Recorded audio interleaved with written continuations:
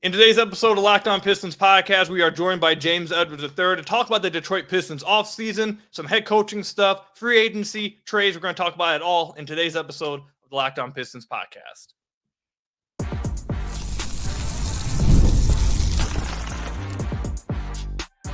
You are Locked On Pistons, your daily Detroit Pistons podcast, part of the Locked On Podcast Network, your team every day. What's the deal? Welcome back to another episode of the Locked On Pistons podcast. Per usual, I'm your host, Kuka Hill. You can find me over on Twitter at Kuka Hill. I want to thank you guys for making Locked On Pistons your first listen of every single day. We're free and available on all your podcast platforms. If you haven't already, head to the YouTube channel at Locked On Pistons. Hit that subscribe button or leave us a 5-star review. Whatever podcast platform you're listening to this on, that's another great way to support the podcast. And today's episode is brought to you by PrizePicks, the easiest, most exciting way to play daily fantasy sports. Go to prizepicks.com/LockedOnNBA and use code all lowercase LockedOnNBA for a first deposit match up to $100. You'll hear more about PrizePicks a little bit later, but we are joined by James Edwards III, Detroit Pistons beat writer for The Athletic. James, appreciate you coming on, man. I know you're always busy, but appreciate you carving out some time to come on here. And let's talk some Pistons basketball and some offseason stuff.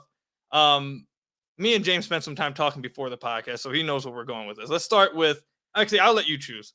Do you want to start, like, you know what's going on, like, around, like, the community? Like, I'll let you pick. Like, do you want to start with the free agency stuff you wrote about? Do you want to start with the coaching stuff that's going on? What do you want to start with? First of all, thank you for having me. Second of all, I know last time I did this show, I gave you a little bit of, I can't curse on here, right? I mean, can I say no. shit? Oh, no. Sorry. No. Sorry. I gave you a little bit of stuff. I see the diamonds dancing a little bit more, but yeah, you feel me? You see it? Those earrings look a little bit even louder. Those earrings are a little bit more dancier than last time. You're leveling up, man. We're leveling up, man. There was another one that broke. Glowing. Someone broke it at work, bro. I had a third chain, and they broke it at work. I was pissed. You got deboed? No, not like a customer like snatched it off me, but like I was doing some work at work and like snatched it. No, bro. It got stuck on something, then like it got yanked off. I was pissed. But, okay. Nah, someone ain't taking my. Let's not go into that. Ain't no one taking my chain, bro. All right. But yeah, I'm doing good. Let's just. I mean, everybody wants to talk about coaching things, so let's get that out of the way. All right, so let's go to it then. All right, so obviously Monty Williams, as of right now, you wrote a few days ago that they are currently evaluating his future with the team. I think everyone expected that to be something that would, obviously end up happening. A lot of people believe that he would be fired after this past season. We're now recording this on June 7th. He has not been fired yet, and he hasn't been told he's returning either. Like, we don't know what's going on. There's a lot of stuff. You see a lot of Pistons fans. I mean, even in the tweet we sent out asking people to ask us some questions, a lot of people asking for JJ Redick as a coach. They want to see if the Pistons will go after JJ if they do move on from Monty. Is there other guys that they are looking at? Just where do you feel like the Pistons stand with Monty? Because a lot of fans are, getting ahead of themselves and looking at other candidates already. And I'd be lying if I said I wasn't looking at candidates already as well. But like, where do you feel like the Pistons stand right now with Monty Williams? What can you share with everybody? I mean, it's kind of what I said the other day. I think, to my knowledge and from people I've talked to, there's still no decision yet on his future. And I know that for a lot of people that the process seems very long and longer than it should, and that's understandable. But I think when you put it into context, and first of all, I want to say I've been listening to your pod a lot this offseason, and you do a really good job. The only thing that you said recently I disagree with, and we can talk about it here, and we talked about it, we were texting, and I mentioned it to you. Obviously, everybody, I think you're couching, you want this to hurry up because you just want it to hurry up, as opposed to the coaches need to get in and get going. I think it should be clear that, like, the Pistons don't, let me make it clear, if they were to move on from Monty, they don't really need to have coaching in place until shortly before Summer League. So if you're Trajan, who also, they obviously did a super due diligence in that process, took about a month from the season ending to get that done. Then if you're Trajan and you're president of basketball operations, you're going to fill out your front office first. You obviously let a lot of people go, most notably Troy, and you got to fill that out first. And then you pivot to coaching, and and evaluate what's going on there. What I will say is this. I think I'd be curious to know if the Hurley news throws a monkey wrench into anything, because I do wonder if the Pistons were to move on from Monty, I believe, not reporting this, it's just what I believe, that any candidate that they would be interested in, assuming Hurley gets the Lakers, I think any candidate. Okay, well, let me preface with this. If Hurley gets the Lakers and Kenny Atkinson gets Cleveland, I think the coaches that they would go after would be available. Like, I don't think they're missing out on their guys by prolonging this search. I think Trajan has a lot on his plate. I think getting that front office together, which I think is going to be pretty expansive. I think that's of great priority. Preparing for the draft is of great priority. And because, like I said, if they were to move on from Monty, I do believe that the candidates he would be interested in would be available, assuming Hurley and that monkey wrench happens and Kenny Atkinson gets Cleveland. All right, so let me respond to first of all, thank you for checking out the podcast. But let me respond to and thank you for the shout out you routinely give me. That means a lot. Of course, absolutely. Because you used to hate. Nah, come on, bro. All right, I'm joking. I'm joking. Let's go. I'm messing with you. So I'll just quickly respond to, if the Pistons, I feel like they have the 5th pick in this upcoming draft. I feel like you would want a coach there before that pick is made. At least that's how I feel about it. Now, if the Pistons were to be like, if Trajan feels like they're going to move off the pick, if Trajan does, if that's something that could happen, then fair enough. But I mean, I think you'd at least want it before, like, I mean, I feel like the coach should have something, maybe not input, but at least you'd like to know who your head coach is when you're heading into free agency and what kind of team you're building and what kind of team, like, I don't know. It'll be done by then. But you have to remember, Summer League is the second week in July. So I would imagine that by the end of, I think well before the end of June, there will be an answer either way. I'm just saying, like, I don't think it's impacting anything right now in terms of that. Because for one, I'm sorry to cut you off, but just to give some inside baseball to people who might not know. First of all, if there's not a lot of players in town, so it's not like the coaches this is their down period right now. Like, they're out golfing. I think very few are like on the scouting circuit with their front office. Like, I don't think that's a normal thing. If players are at the facility, Monty is still the coach and his assistants are still there. So if guys need to get workouts in, there's people there to work them out. I also would say that if you're going to keep the coach or move on, I guess I'll ask you this. If you were the head of basketball operations, would Kook Khalil, I know you're drafting who you want to draft. Yes. You might be nice and ask the coach, but you're not, come on. You're picking who you want to draft.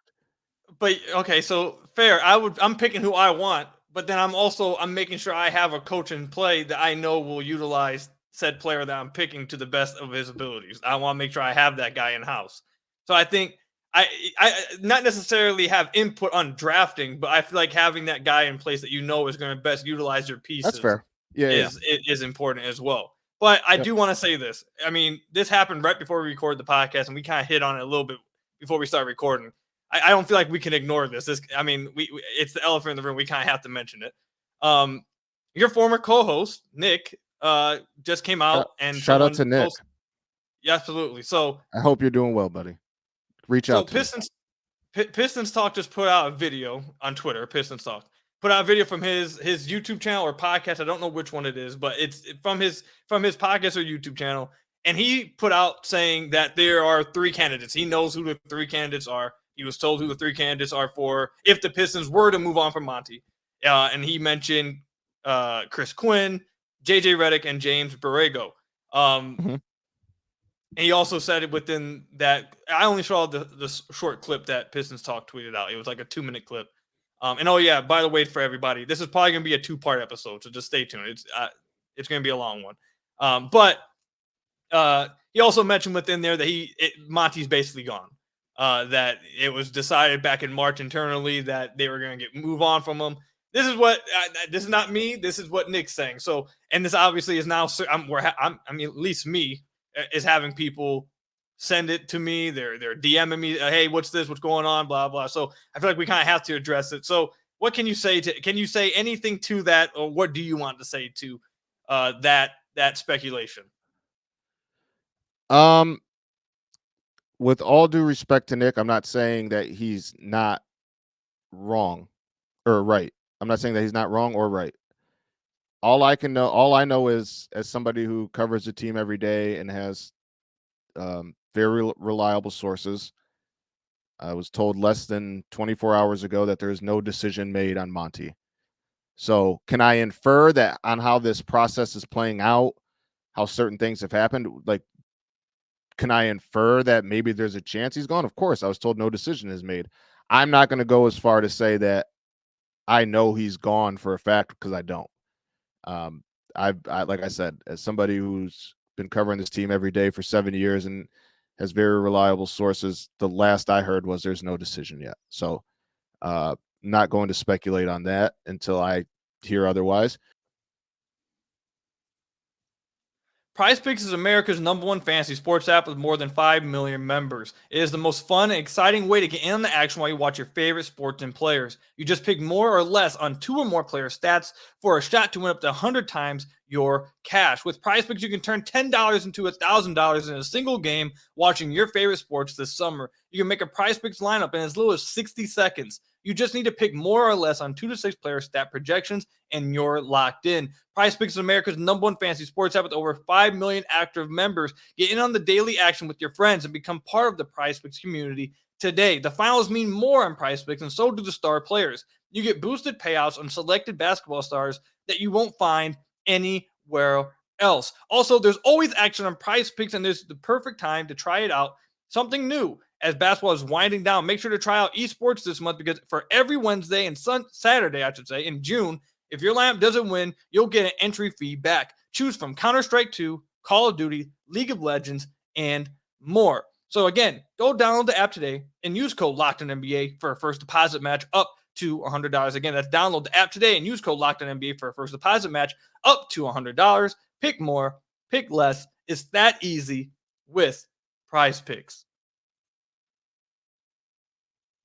In terms of the names, I'll say this. I think that if they were to change coaches, I think there are more names.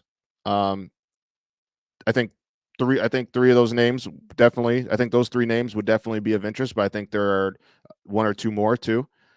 And I think if the Pistons were to move on from Monty, I think they would operate under a search that would help them find either a young coach that could obviously help grow with this young team, or a more X's and O's offensive creative mind. I think that's where people, when you hear James Borrego, and people are like, why do they want James Borrego again? Like, because people remember what happened in New Orleans. But I think you should remember about Borrego's time in New Orleans. He had a pretty, I'm sorry, I keep saying New Orleans, you're Charlotte. Good. Yeah. You're good. He had I think a 43 win season there. And then, if I'm not mistaken, they just got killed by injuries. It was one of the next 2 years. But if you talk to people around the league, like, he's very much considered one of the brighter offensive minds. And I think JJ, we don't know what he'll be as a coach, but we know he's young, and we've all listened to his podcast, and we all know he sounds like he knows what the hell he's talking about, and that he could bring some offensive creativity. So I don't want to jump as far ahead to say right now at this point in time, like, who they would go after if Monty is gone, because Monty is still the head coach today, as I've been told. So this is Kuka Hill speaking. This is nothing else. This is just Kuka Hill speaking here. Now, I have said on this podcast numerous times throughout the last few weeks, I honestly, going back to the end of the year, I have heard, I just question how many people are actually fans of Monty at this point. That's what I've said on the podcast a few times. And also, if you just follow logically, for me, You get a new or a new president of basketball operations in. He moves on from the front office guy. You usually get your own guy in. You usually want to get your own guys in there. That's usually how it goes. Especially when that coach is the coach of a team that just won 14 games, the worst season in franchise history. I mean, it just kind of makes sense that you would then move on to get your own guy in there. Along with the fact that it's been talked about and reported by yourself. I had been talking about on the podcast for a few weeks as well, that money is not going to determine this. If they decide that Monty is not the coach for this team, money is not going to stop them from doing that. Can you, like, I've had a few lists. I mean, I've said this probably like 20 times on the podcast, but I still have some people say, of course money's playing a part. You're just being naive. Can you confirm that if they do decide that Monty is not, the coach they want, that it's not going to be the money that stops them from doing it? I reported this the morning before the final game of the regular season from sources with direct knowledge of Tom Gores' thinking, that if whoever got hired, which at the time was whoever, now it's Trajan, wanted to bring in their own people, that money would be no object. I was told that in early April, end of March. What are we in now? June, May. I've been told that the whole time. And even to that logic, listen, first of all, Gores is rich. He owns an NBA team. Not saying that anybody, no matter how much money they have, wants to just hand somebody X amount of dollars, right? But what's the difference between 60 million and like 73 million? Or what does Monty have left? He has 60 million left. What's the difference between 60 million and 47 million if you're writing the check? Like, you're saving. Listen, I'm talking as if I have billions of dollars. Trust me. Guess, there's going to be some people that clip this and they're like, you're making right. I can see it now. I can already see it. I guess what I'm saying is, if you're willing to write the check at 47, say that it doesn't go well and there's another year it doesn't go well, you still owe 47. If you're willing to cut the check at 47, you're probably willing to cut the check at 60. Like, I don't know. Like, we're not talking about like 20 and 40 or like 15 and 40, 47 and 60. Like, I don't know. But yeah, I mean, I think that when you have 14 wins, everybody and everything should be evaluated. I don't prescribe to they paid him a boatload of money. Like, he give him, like, he should for sure get another year. Nobody should care about the money that coaches get except the owner, the general manager, not even the general manager. Well, maybe the general manager, because if the coach makes significantly more, like, you worry about who has more power. But the coach, the general manager, and the coaches. Fans shouldn't care, because that doesn't count towards any cap space or anything like that. If Gores is willing to do whatever he needs to do if he feels like he needs to refresh it, I've been told he'll do that. With that said, I also could understand how Trajan would want to give Monty another year. I think we all agree that the roster was not very good.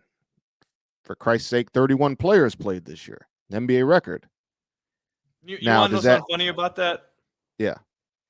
Just the 31 players. I asked some people, I'm not going to name who, but I've asked some people, like, can you name all 31 players? I haven't had one person be able to do it. I'm not going to relay who it is, but I've asked people, can you name all 31 players that suited up this year? And the most they've gotten to is like 25, 26. Do we have time? Can I do it? No, it'd take you like 30 minutes. No, it wouldn't. I had to. Yes, I could do it. How quickly do you think you get through 31? I could do it in 5 minutes. We'll save it for the end of the podcast. All right, deal. Fair enough. Cool, you have to remember, I covered all of them, all 31. I mean, there might be one or two I'll stumble on because there's a lot of. But to my back, I digress. I have been told from the beginning money is not an object. So then people may ask, like, why isn't it just getting done? For the same reason that people want there to be a straight line of accountability and a straight line of who's running the show, right? Because part of hiring a president of basketball operations was pressing reset and saying, hey, this person is running the show. So the person now running the show has a lot to do. The coaching thing can wait a little bit. Well, in comparison to like a week or two ago, right? Like it didn't, that wasn't, I don't think the first to do. And then also maybe scour the market if you're deciding, if they decide to move on, see who's available. Maybe somebody they don't like, maybe there's nobody they like that's available. And they're like, Monty didn't have the best roster, even though everybody's to blame for what happened last year. Let's give him another shot. It's like totally plausible, right? Of course. But I also don't think that, as I said at the top of the show, I don't think anybody, if they were to change coaches and assuming Hurley gets the Lakers, I think anybody that they would be interested in would still be available for the most part. All right, fair enough. I think we can wrap up the coaching stuff there. That was, I mean, we spent about 20 minutes talking about the coaches, so I think we can. That was. I think we can wrap it up. Yeah, 20 minutes. I think we can wrap it up there. I mean, I'll say it right now. I'll tell you guys right now. I don't think Monty's back. I don't think he should be back. I said that before, but I don't think he will be back. We'll see what happens though. We'll see what happens. All right. So, like I said, this is gonna be like a 2-part episode, so might be 20 minutes per. We might have to cut it off in the middle of one of these segments. You guys are gonna be mad, but stay tuned for part 2. You guys were. You gotta keep you on the edge of the seat. But anyways, we can get through free agency stuff quick. We can get through the free agency stuff in 10 minutes. Okay, let's do free agency next then. So you wrote in one of your recent articles that the Pistons were, I believe the word you used was heavily. I wouldn't be surprised if they heavily went after. There you go. Nick Claxton, Malik Monk, and Gary Harris. Those are just 3 of the names you mentioned. Obviously, I don't think that's the entirety of their free agent list, but like that's 3 of the names. This is where I want to go with it because I think we've talked about Nick Claxton on the podcast before. I've talked about Malik Monk on the podcast before. I've mentioned Gary Harris on the podcast before. Where I want to go with this is I know there's going to be a few people that are upset about this because there's few people that get upset anytime we talk about the young core. So what is, we'll go back and forth with this with the Nick Claxton stuff. And obviously Claxton is playing the position of Duren. Right? Like he plays 5. Gary Harris and Malik Monk plays like what would be Jaden Ivey's position. With that said, where do you believe as of right now? And James, don't give me the PC answer. Don't give me like I don't give you the PC. When it comes to reporting stuff, I'm not I because of the hat I wear, I'm not just going to throw random stuff. No, I'm not asking you to report anything. You can ask me my opinion on something, I'll give it to you. Yeah. Okay. So what do you think? Where do you stand personally? Like I said, not asking you to report anything, but just where do you stand with the young guys this offseason? Like, I know there was an article you wrote a few weeks ago, I think maybe even a month ago, talking about like the most viable assets and who would be traded. You've put out quite a few articles doing fake trades involving multiple of the young guys. So I've taken away on the podcast I've said this numerous times that I think one of the young guys is going to go. With the guys that they're being mentioned be interested in, the numbers crunch, the type of offseason they're in that they have to improve, along with the fact that I'm seeing, credible people like yourself make articles with fake trades involving the young guys. It seems like it's something the organization is at least considering. Like it's something that's going to be considered. Where do you think about that? Do you think I'm off base in thinking that with one of the young guys like a Jane Ivey or a Jalen Duren or an Isaiah Stewart, if those are the guys they're interested in getting that are obviously playing their position? I don't think it's off base to say that they're considering it. I obviously know that people come to me because they want answers that they otherwise can't get unless they're speaking directly to the people. I'm not going to sit here and act like I know what Trajan's thinking because the guy just got hired and I haven't met him. So I don't want to pass that off as that. You hear stuff about you hear stuff through the grapevine, but obviously I can only name 2 or 3 people that Trajan plus 2 people that he's hired so far in his front office. It's so fresh and so new. I haven't met him yet. I think that's something that when we get the press conference, we'll learn more about his vision. And I think that answer will be, hopefully, if he answers it, will be prevalent. Would be one of the first things I ask. I think that's the most important question depending on what happens with the coach. What I will say is I don't think the Pistons can afford to rely so heavily on that many young players again. Now, does that mean that they should trade them all? No. But the reason I think that a trade is possible is because as soon as you maybe move one or two of them to the bench, you maybe I do think they need to make quicker evaluations than they had hoped to because of how bad last season was. But I will say they can bring Claxton and Harris or Claxton and Monk in and still keep Ivy and Duren. I think we would all sit here and say I know people have their favorite players, and there are people who think that players get better if they're starting and getting more minutes. Well, clearly that's not the case in this situation, right? So I don't think there's anything wrong with limiting their roles and allowing them to develop with two guys ahead of them who are proven NBA players and have skill sets that the team needs right now. And you maybe cut those minutes to 20 to 24 minutes a game as opposed to 28 to 35 minutes a game, right? I think it's important to recognize that both Ivy and Duren have great potential. And I would be afraid to move one of them. With that said, this team has to turn a corner next year.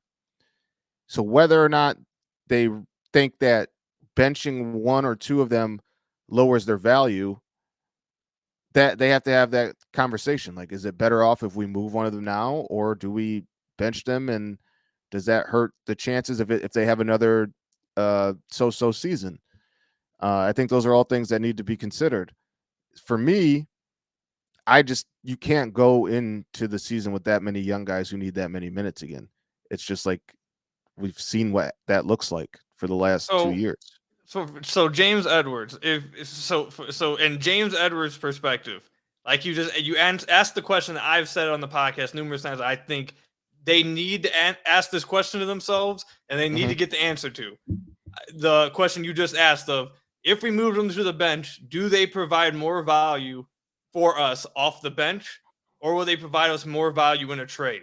Because like you mentioned, if you move them to the bench, there is a incredible high, I would say a high chance, but a good chance, I would say, that the value may lower. For sure. Value may lower on those guys. Especially if they struggle.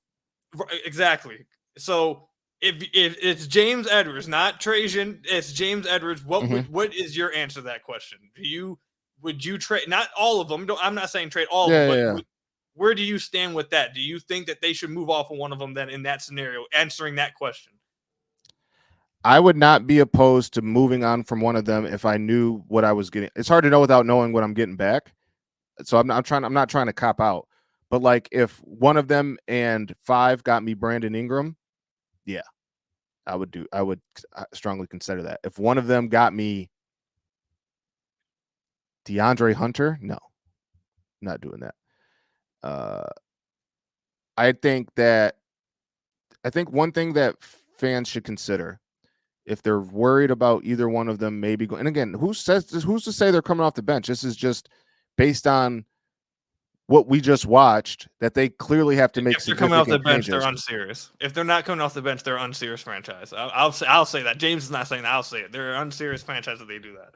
So my question to you, I think one thing that people need to realize is, say they sign Claxton to a 3-year deal. Okay. And I think I wrote it in the piece, or if not, I said it on the pod. I can't remember. If they sign Claxton to a 3-year deal, by the end of that deal, Duren's only 23.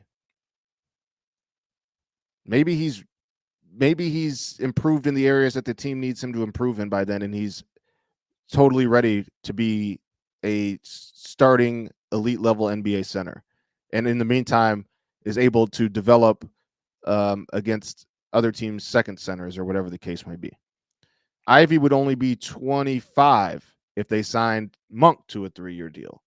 Monk also has played a lot of his career coming off the bench. So maybe Ivy something happens in that process, and Ivy finds his footing and his rhythm, and he ends up replacing Monk, and Monk is the sixth man. I think it's fair to say that I just think not just those two, all of these young guys have been thrown into the fire so young, and it hasn't necessarily been beneficial. And I don't think there would be anything wrong with getting more proven players ahead of them to limit to one, help build a bit more balanced roster. Two, limit the things that are on their shoulders and their responsibilities. Let them kind of exhale a little bit.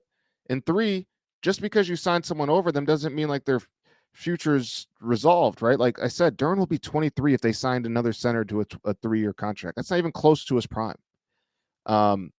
So I don't necessarily think that they need to trade any of the young guys. I think that if they don't, they need to grab veterans who are ready to go and know who they are as players and can help the team win, and let those guys develop at a more slower pace than they have been given the opportunity to as starters. But what I will say is the reason I've talked about trade stuff so much, and it's something that you've talked about and we've talked about, the fear of losing out on the value.